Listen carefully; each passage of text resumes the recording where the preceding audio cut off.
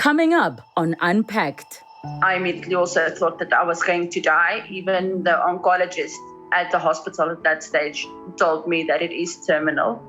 And I would carry a pump with me just to pump To drain the bad blood out. What has that done for how you feel about yourself and your self-esteem and self-confidence? And yeah, that was the trauma of how I would be seen. Would I still be beautiful?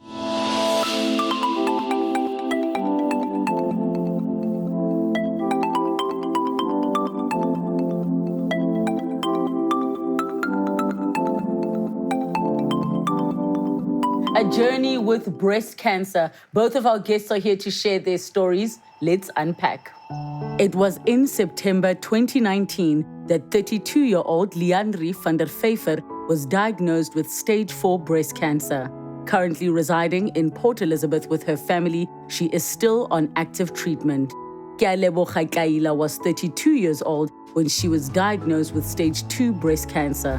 4 years later, the mother from Potchefstroom is in remission and recovering from the past few years. These are their stories. Let's unpack. Welcome to the show, Kealeboga. Thank you so much for joining us. Thanks for having me, Relebogile. And then joining us via video con, we have Leandri. Leandri, welcome to the show. Thank you very much. It's nice to be here. Thank you so much. So let me start with you, Kealeboga. You know, every time we have these conversations, particularly when it comes with certain illnesses that can be terminal, I'm always curious to know how the person relates to it. Some people will say, I'm a sufferer of, or I'm a survivor of. How do you relate to your breast cancer? I would say that if you ask me what I have, I would say I'm diagnosed with breast cancer. I don't say I live with it. I don't say I have it. I don't say, because I feel like I'm giving it power, that it's part of me. But if I say I'm diagnosed, then I feel like it's more of a medical issue that doctors have determined, rather than it being part of me. So I'm a survivor, yes, and that was diagnosed with breast cancer. Leandri, how do you relate to your breast cancer? Well, like she says now, she doesn't say that she's got it, but I say I've got cancer because I feel like I am in control. Cancer doesn't have me. So I've been fighting for 2 years now, and I'm kicking butt. Okay, let's talk about what was life like before your diagnosis, especially in the medical sense. What was life like? Life was very irresponsible. I didn't exercise. I didn't care what I ate. I didn't value life itself. So yeah, I was just living recklessly. You know, when you're just taking advantage of your you're just taking advantage that you're alive and so on. So I was not very conscious about my health like I am now. And also things that I'd taken, whether it's spiritual or physical and so on. So yeah, there's a lot of changes. Do you think that's just because you were young? Perhaps that's it. Perhaps I would still be the same person.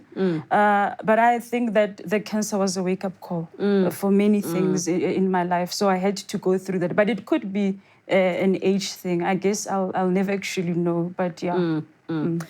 Leandri, on your side, what was life like prior to your diagnosis? Well, I think it's also changed me a lot. I think I'm much more grown up than what I was. Because for me, I wanted to have braais and everything with my friends every weekend and have a glass of wine or something like that.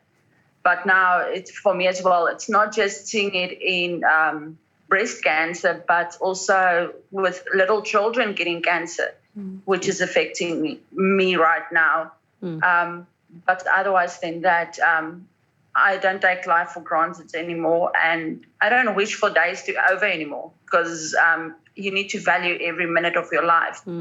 So when you would normally sit at work and say, oh, I wish this day would end, I don't do that anymore, because every second is worth something of your life that you can impact other people and make a change in their lives. Talk me through the build up and to the diagnosis and the diagnosis itself. Yeah, so in addition to being breast cancer survivor. I am a depression patient. So I was diagnosed with chronic depression. So I can't talk about the breast cancer without talking about the chronic depression because when I found out, I was actually admitted in hospital for 21 days for my depression. I tried committing suicide. I'm not yet ready to talk about the issues that pushed me to want to commit suicide. So towards the end of my treatment, is this now the depression treatment or the cancer towards the end of the depression treatment? Yeah, when I was about to be discharged, rather. I was in hospital. And when you are just about to leave, you are hyped up that I'm going to change my life and I'm going to be so positive. So on this day, I decided that, you know what, I want to go to the dentist because it's in a hospital setup. I want to go to the dentist. So I got my teeth checked up. But fortunately or unfortunately, I also had a runny tummy. I think it's because of the food there. And then I went to the doctor just to get something for my stomach. But then I said to him, you know what, since 2014, after giving birth, I've had this lump. It's quite small. And then he checked it out on my left breast. And he says to me, but you're still young. I don't think it's cancer. I don't know if he was trying to console me or whether he really thought I was young. But then fast forward a few weeks later, I get a call. A few days later, once I left the hospital, I get a call. It was on the 1st of September 2017 rather, sorry. And now my results are given to a surgeon. But I get there and I'm all happy. And he says to me, unfortunately, he sits me down, obviously. And he says, unfortunately, you've got breast cancer. And I'm like, oh, okay. And he says, did you hear what I said? Because I think it's because of my reaction. And I'm like, yeah, I've got breast cancer. And he said to me, so go home, tell your family, think about it. And I said to him, no, I'm not going home and thinking about my family.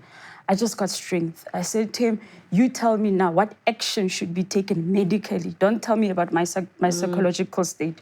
And he says to me, okay, what I would advise is that you remove your entire left breast because it's stage 2. Can I take us a step back? So when he was checking the lump, I mean, how far did that test go? He checked the lump, just so that also the viewers can get a better understanding of what that process is like. Okay. So he felt for a lump. Yes, he felt for it. And then at that moment, what did he feel and what did he need to do? He felt for it. And then there's a process called biopsy where they go into the lump matter. So then he withdraws it. Yes. So that it can go for tests. Yes. So that's how far it goes. Then it goes for testing. That's when I would return, yeah.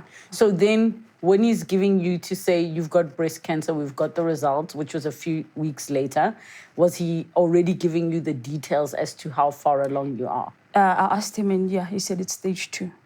And what did that mean to you at the time? Did you understand what stage 2 means? I didn't know what stage 2 meant. I asked him, are there good chances of survival? And he said yes. And I think that's also what gave me strength. I'm a very emotional person, but on that day I was very, very strong. I went out of that hospital with a plan on when I would actually remove the breast, go for my mastectomy, without even informing my family. I think, and I spoke to my psychologist, and he said to me, are you sure you want to decide now on how you want to deal with this? And I said, it's my body. I'm not defined by breasts. I'm removing this. I'm not going for second opinions. Did he explain to you why it was important to do that? My psychologist? No, as in for you to have to remove your breast. Oh, yes. He had said that it has already moved to my lymph nodes, meaning under my arm. Yes. So it was slowly spreading. Yes. But it had not yet gotten to the right breast. So then that's why he was saying go talk to your family, but his recommendation is that you remove the breast. Yeah. Okay. Yeah. So now you've made this decision, you've spoken to your psychologist, and what happens next? Yeah, so my psychologist says it's a very traumatic experience to lose a breast. It's a body part. And I said, I'm not defined by my breasts. I will fight this. And he was shocked because he thought that he'd see me again. Because he said to me, okay, it's fine, I'll see you. I think he thought I was in denial. So we set an appointment to see each other. And to this day, I have not seen him. Wow. Yeah. Is that something which was positive or not positive that actually you didn't go back to the psychologist? It's positive. Because, Lebone, I thought in hindsight, I tried to commit suicide twice. And this was before or after the diagnosis? Before. Yes. And I really wanted to die. And when I got this diagnosis, I'm like, I'm really going to die. Because thinking about it, I didn't really want to die. I don't think I wanted to. It's just a situation that I was in. So in my mind, for depression, you take pills, so it's fine. You know, you can manage it. And in this time, it was like cancer. This is a death sentence. I have to fight. And I would recall the movies and what I've heard and seen about cancer. And that's what pushed me to be so positive about it. I think I only cried about it when I was driving home, when it really now sank in that you have to fight. Leandri, talk to me about, the build-up to your diagnosis and you actually getting the diagnosis. And it's really important that I ask the both of you because so many women and men that actually suffer breast cancer are not we're not checking enough, we're not testing enough. So I think it's important we share these stories.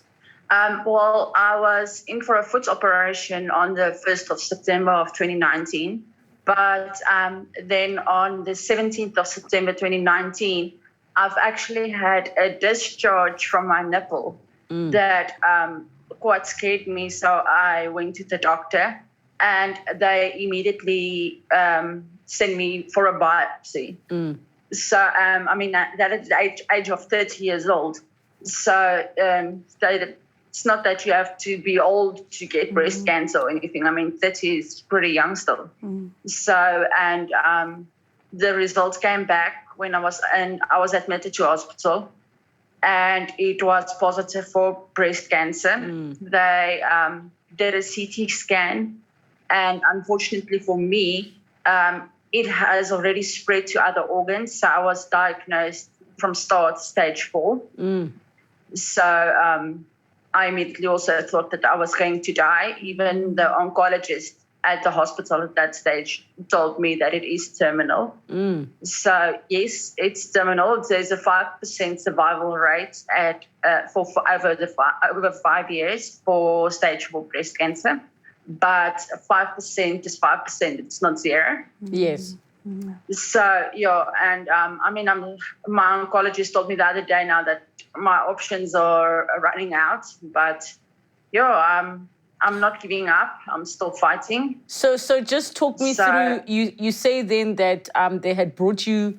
You went back to the hospital and now they told you what stage you are. What was it that actually happened next? What was the next process? Because her process was you need to, go in for a procedure. What was your process that you advised?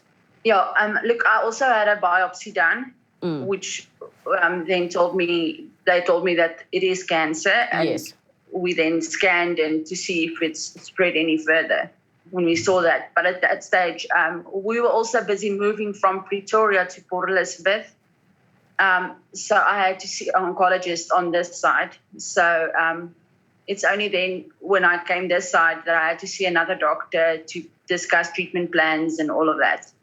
So after now the biopsy's been done and you've moved to Port Elizabeth, what is it that the doctor advised you to do when you were there? Well, she didn't recommend a mastectomy or anything because I'm in stage 4. Which is too far along to try and remove the breast because it's already spread. Yes. It's already spread, yes. I had a tumor of 17 centimeters in my breast. So they couldn't remove it in any case because it was so big. It first had to get smaller. So what was it that the doctor advised in terms of the chemo? Because they're saying you can't do a mastectomy and that you need to do a course of chemo. What was it that was explained to you? Okay, yeah, so it was explained that the tumor is too big to be removed, and I will have to go through chemo first to reduce size of the tumor. So for me, it was every week it was a weekly thing that I had to go and do. So it was almost like a routine for me. The Friday I did blood tests to see that my blood levels are fine. And everything to proceed with the next round of chemo. So with this chemo, it's very. I think it's also traumatic. Like you say, mastectomy is also traumatic, even if it's just a body part, like she said. But losing your hair, so you start losing your hair with chemotherapy, and I think that's more dramatic as well than having to hear that you've got cancer. Is when because you're not feeling like a lady anymore, because now I'm losing my hair, I'm losing my breasts and all of that. So it's building up to, like, with depression as well. So it's a self-image thing as you go along, because as you see, because your skin changes, your hair changes, your nails, and I mean, your entire body is taking a knock from having chemo. So, and I mean, I think it's important for viewers to understand that the reason that happens is because much as the chemo is there to fight the cancer cells, it also is killing some of your healthy cells. Kealeboga, you also eventually ended up having to go for chemo. So what happened after you did the breast removal surgery? Okay, so after the mastectomy, I would wait for a period of 6 weeks. I think it was towards the beginning of December. I would completely have to heal from the mastectomy before I started the chemo. Oh, and maybe just tell us, before you tell us about the chemo experience, what was that like? We've seen images in mainstream media of what a breast looks like. You know, the nipple is removed. It's basically removed and you're left with a scar. Some women do opt for the option of having plastic surgery immediately after. What did you choose to do? So with me, I had the scar, obviously. Yes. With those medical staples. I don't know what you call them, Yes, but yes. And I would carry a pump with me just to pump To drain the bed blood out, and for a couple of weeks. So after everything had completely healed, I do have a scar. So I'm flat on the side. I'm completely flat, just like a guy would be flat. Yes. And I've got that scarf going from this to the under my arm, because the cancer had already moved under. Yes. Was there like, and maybe you can help us understand, because for myself as a woman who feels very connected to my breasts, for myself as a mom who feels connected to my breasts, what was the psychological impact of waking up after that surgery and realizing that it's gone? I just wanted to heal and get through chemo. I'm not defined by breasts. I come from a family with very small breasts. So we've never actually had a connection with breasts. So I didn't have a problem with. I just wanted to heal and get through chemo. So for you saying that it's you're not that connected to it. It was more about the healing and the recovery. And also, I've got 2 kids already, so I wasn't worried as to how I would breastfeed them. I had already breastfed them, so it was more of a survival thing than anything else. And I've never been one to have a cleavage before, want to show it or anything. So it really never messed up my mind. So now you've healed and you have to start the chemotherapy. Is it because they didn't manage to get all the cancer tissue, or what was the reason that you needed to start chemo? Okay, so all the cancer now is removed. Yes. Now they have to ensure that it doesn't manifest itself somewhere else. So if they take me through chemo, then they are sure that they have killed it if it is anywhere else in my system. So that is the main reason why I had to go through chemo. And was it the same thing where you go in weekly? Yes. And so I would go in every 3 weeks. Yes. Come back. The first 2 chemo sessions were fine. The third one, come back and you are sick. And you feel like you've got pins and needles, and you're just vomiting, and memory loss started coming in. That's what they call chemo brain. I still suffer from it. Even now, when people talk to me, I have to first think, because I forget some words. And that's one of the side effects. But I think the most traumatic, like Leandri saying, is the hair loss. That I cried more than... I've never cried that much during my entire cancer career. Wow. I mean, not career. Experience, yes. I've never cried that much, because I defined my beauty before the cancer through my hair. As a little girl, I'd always have nice ponies, and I would try to hide I've got a big forehead, so my hair would cover all these flaws that I thought I had. And yeah, that was the trauma of how I would be seen. Would I still be beautiful without hair? And you didn't make a choice at the time to just, because some people shave it before it falls out. So I didn't. The hair falls off, and you can pull it off and stuff. And that's what is very traumatic for me. And that's when I decided I have to take charge of the situation. If I don't shave my hair off, then I'm gonna be depressed again. So I went to the salon and I had everything shaved off. And really, it wasn't that bad. I didn't look that bad. Yeah. It's interesting to me that for you, you were crying about the hair, but not about the breast. Yes, because somebody might be thinking, how hair you can just put a wig on. Yes. Or your hair will go back, your breast will Yes. never go back. That's what people would say to me, but you don't understand the psyche. Many cancer patients are more worried about their hair than... I've spoken to many cancer patients. We were more worried about our hair than our breasts. Maybe perhaps it's because in the movies, the hair does fall off and we see it, but we would never see your body parts and stuff. So, yeah. Yes. Leandri, I mean, for you, you didn't have to go through the same journey. Just in terms of your breasts, and maybe you can help us understand, is that if it's too far along and you're explaining that you had discharge coming out of your nipples, is there anything else physical that happens to your breasts while you were going through that part of your journey? No. When the discharge started happening and everything, obviously I immediately started seeking help because I knew something was wrong. So for me, it was just to start getting treatment for it before it gets any worse or anything. So I was very self-conscious and of that as well. I mean, when you stand in the mirror and look at yourself in the mirror and you see this, it's a traumatic thing to see because you don't feel ladylike. So it's like I'm disformed or something like that. And how will other people see me if I see myself like this? Did you choose to shave your hair off before it fell out? My hair was quite long before I started chemo, but then I cut my hair short. And I have actually donated my own hair to make a wig for a child or a grown-up or something. And from there on, my dad from New Zealand actually shaved off my hair for me. He came through just after I was diagnosed.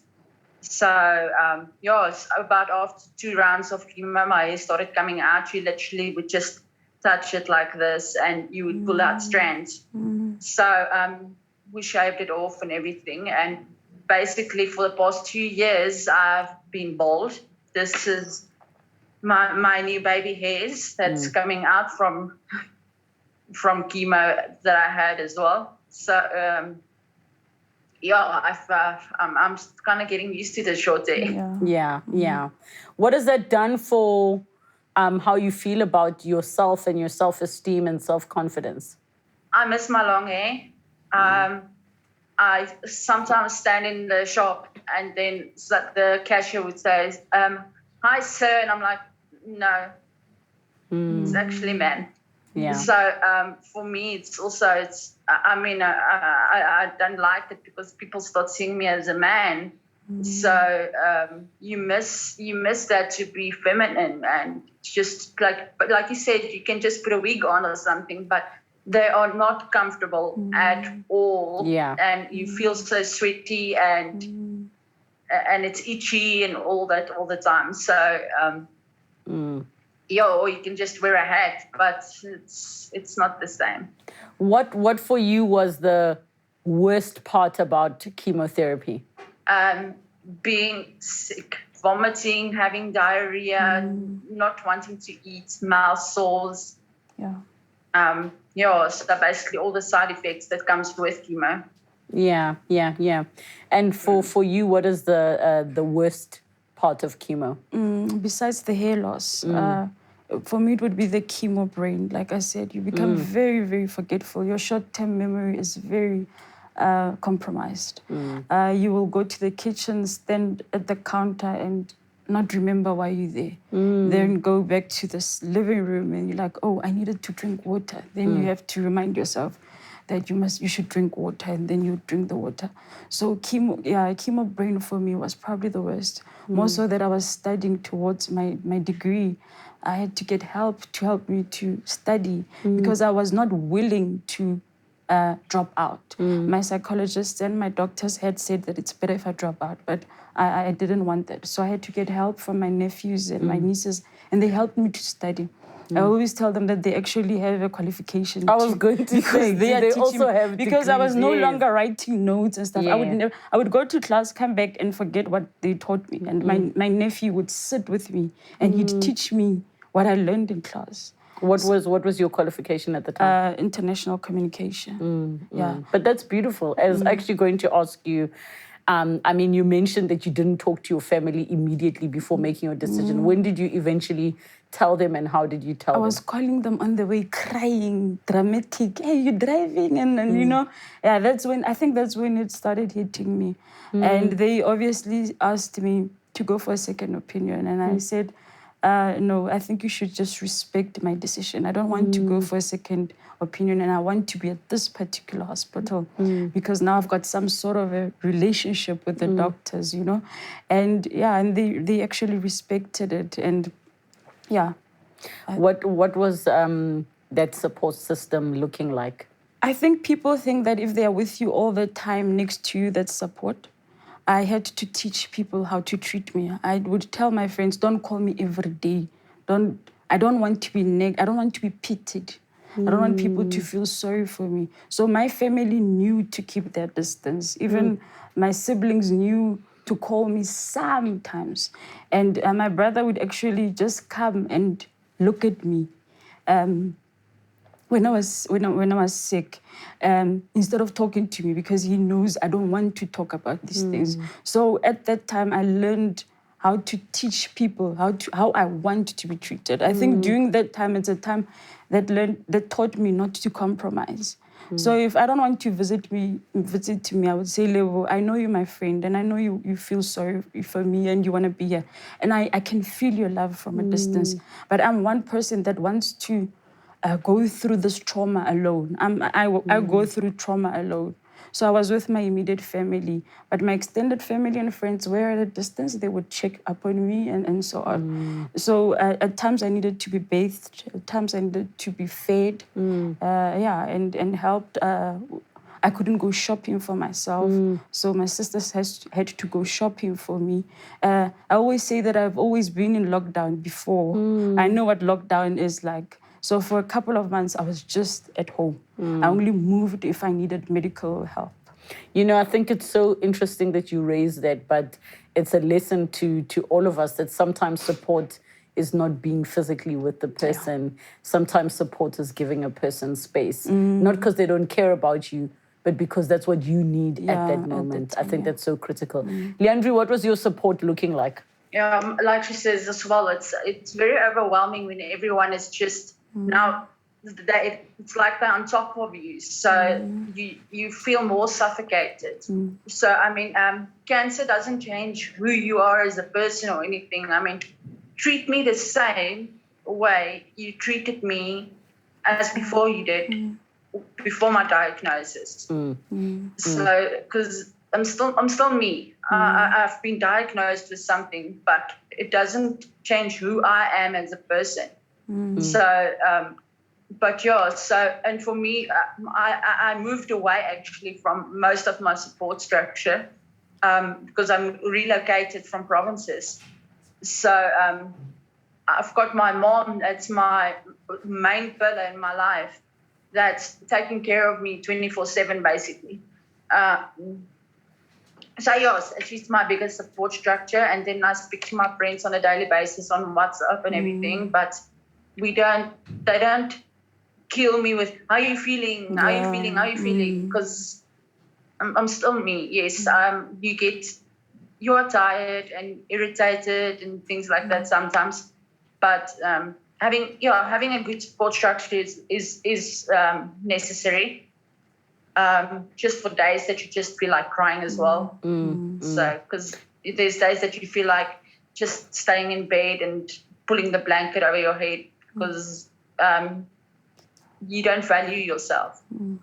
Just in terms of what you were doing with your life at the moment and work, how did you maneuver that?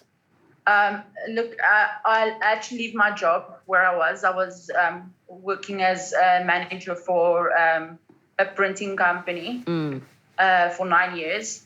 So when we moved this side, I wanted to open my own business. So I started doing my own printing company because because of COVID as well and having a low immune system already, I wasn't able to really work in public or anything like that. So because of the dangers thereof. Yeah. But yeah, so I've started my own printing company. It's still very slow, but it's getting there. And I've got people from all over supporting me, and I'm not taking my diagnosis as a death sentence at this stage, because I know anything is still possible. I mean, they told me stage 4 can't be cured, but I believe in a bigger power than medicine. So yeah. Did you eventually complete your studies?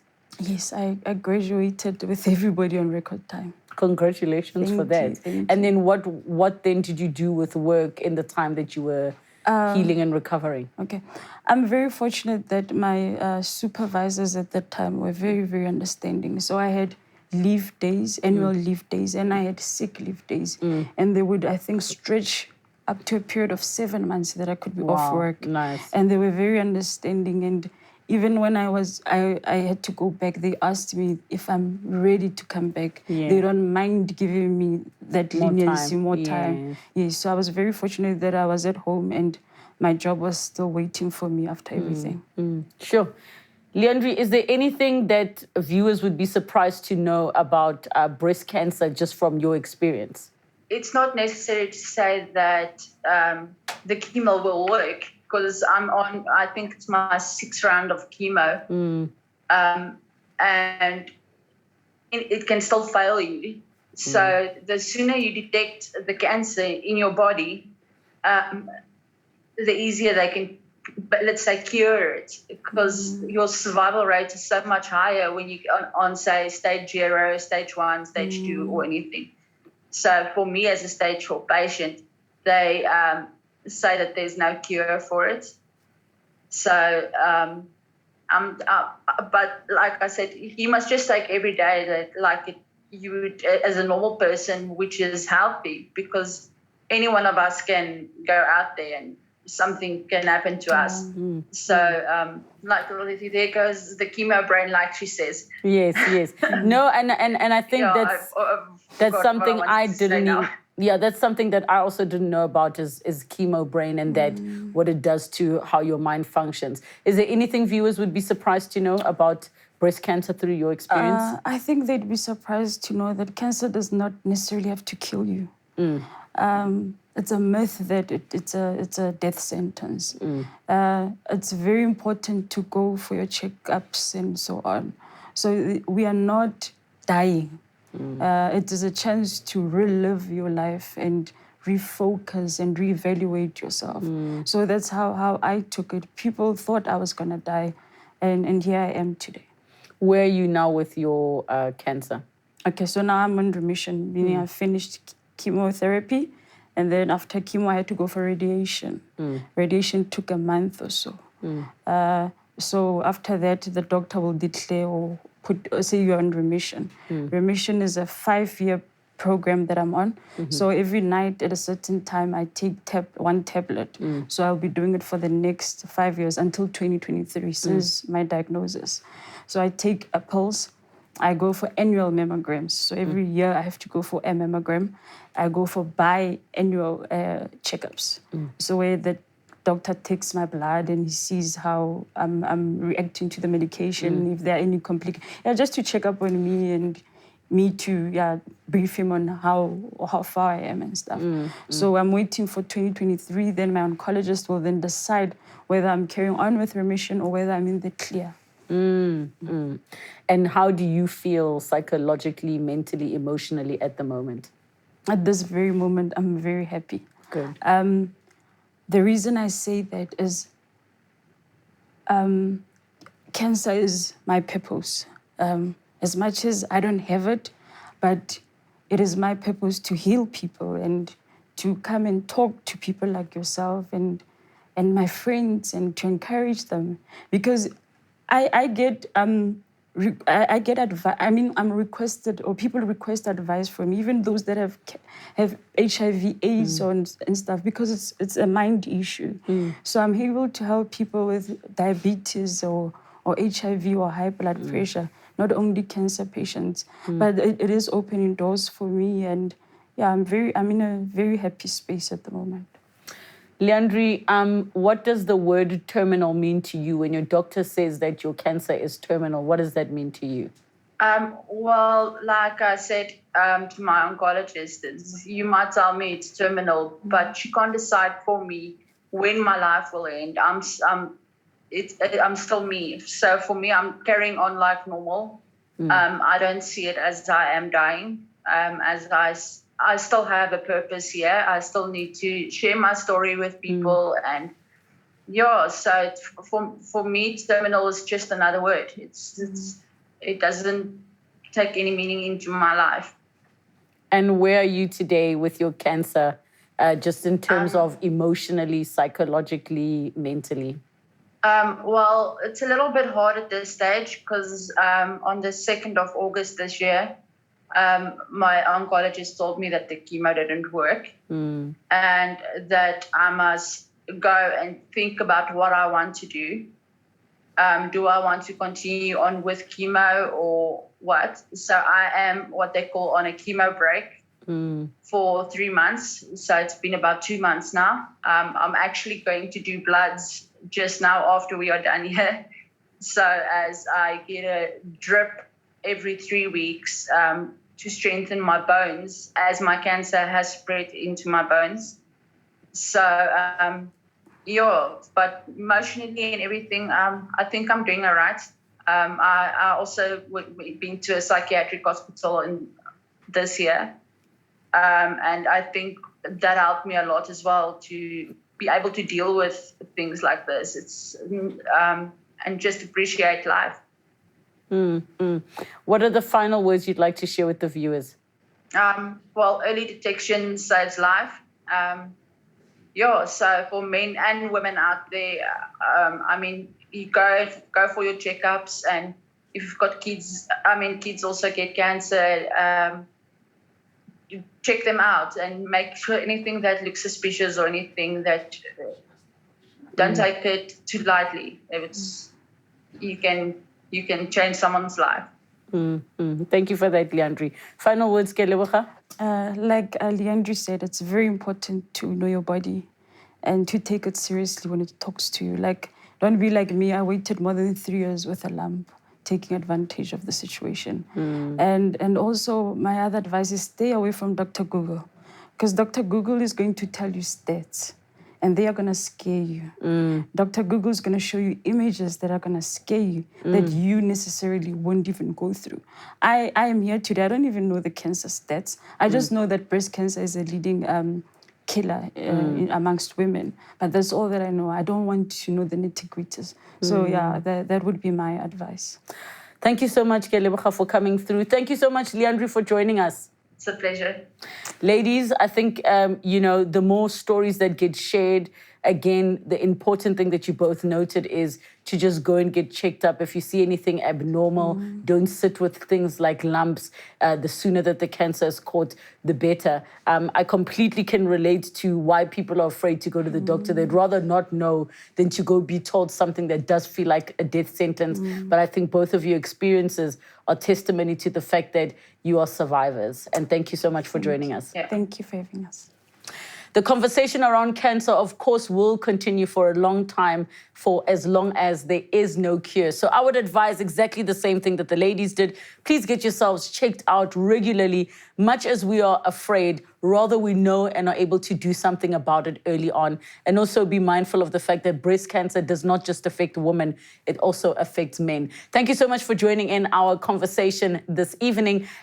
#Unpacked with Relebogile. Do join us on the socials. Let us know your thoughts and feedback. Thank you for joining us. Have a good night. Next time on Unpacked. I can't travel at night anymore. I'm scared to travel at night. So he decided to put me inside the boat. He put the gun here on me when he was driving. One mistake, I kill you, and I kill myself. They said she shoot my boyfriend. We went to the bushes. Then he started to rape me there.